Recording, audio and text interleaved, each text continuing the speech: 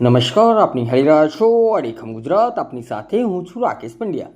કેન્દ્ર અને રાજ્ય સરકાર જે યોજનાને પોતાની ગૌરવવંતી યોજના ગણાવે છે તે નલ સે જલ મિશનમાં મહીસાગર જિલ્લામાં ₹123 કરોડનું મસ્ત મોટું કૌભાંડ આચરનારાઓ સામે તંત્રએ આખરે લાલાંક કરી છે.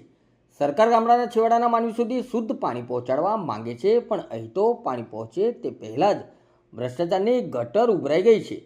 આજે સમાચાર કોઈ સામાન્ય નથી. મહીસાગર જિલ્લા જળ અને સ્વચ્છતા એકમમાં ફરજ બજાવતા અને પ્રજાના હકના પૈસા ચાવ કરી જનારા 19 કર્મચારીઓ સામે કાર્યવાહીનો દોર શરૂ થઈ ચૂક્યો છે.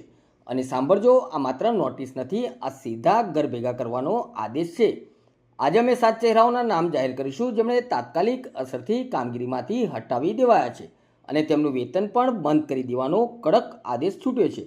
વાસ્મો વડી કચેરીના પ્રોજેક્ટ ડાયરેક્ટરના જણાવ્યા મુજબ પોલીસ કાર્યવાહી પણ શરૂ થઈ ચૂકી છે. કોણ છે આ કથિત ભ્રષ્ટાચારીઓ? ધ્યાનથી સાંભળજો. આ નામો: social manager Nikunj Valan, assistant coordinator Girish Valan, social assistant manager Nathalal L Damor, social assistant manager Mahendra B Rathod, social assistant manager Janardan I Patel, social assistant manager Hardik R Patel અને social assistant manager Simonsinh Parmar.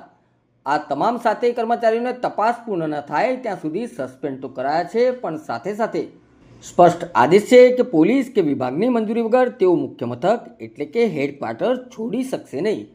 ગ્રામ્ય કક્ષાની આંતરિક પાણી પુરવઠા યોજનામાં જે ગેરરીતિઓ આચરવામાં આવી છે તેની કિંમત હવે આ બાબુઓને ચૂકવવી પડશે. સવાલ એ છે કે શું માત્ર આટલાથી અટકી જશે કાર્યવાહી, કે પછી આની પાછળ રહેલા મોટા મગરમચ્છો સુધી પણ તપાસનો રેલો પહોંચશે? મહીસાગરનું તંત્ર જાગ્યું છે, પણ જનતા જવાબ માગે છે કે નલ સે જલમાં જેનું તેલ કાઢવામાં આવ્યું છે તે પાઈનો હિસાબ ક્યારે મળશે?